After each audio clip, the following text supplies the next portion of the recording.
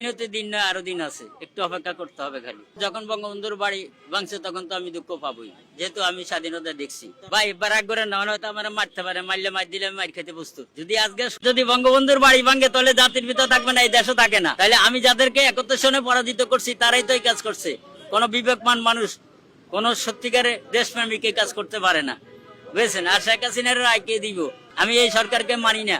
এলা আমার এখানে যদি কেউ বিএনপির লোক থাকে, আমার মারি হালাইলে মারি হালাক, অসুবিধা নেই। আমার যদি মাথা বাড়ায় বাড়িতে, তা আমি রাজি, কোনো সমস্যা নেই। এটার হিতে বিপরীত হবে। যে কালচার সৃষ্টি করছে এই কালচার ভয়ঙ্কর, ভবিষ্যতের জন্য খুব ভয়ঙ্কর।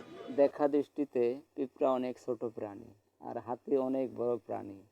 হাতির পায়ের তলায় পিষে কত পিঁপড়া মারা যায়, কিন্তু একবার মনে রাখতে হবে যে পিঁপড়া যখন হাতির কানের ভিতরে ঢুকে টুক করে কামড় মেরে বসে থাকে, তখন এত বড় হাতি বলো ছটফট করে।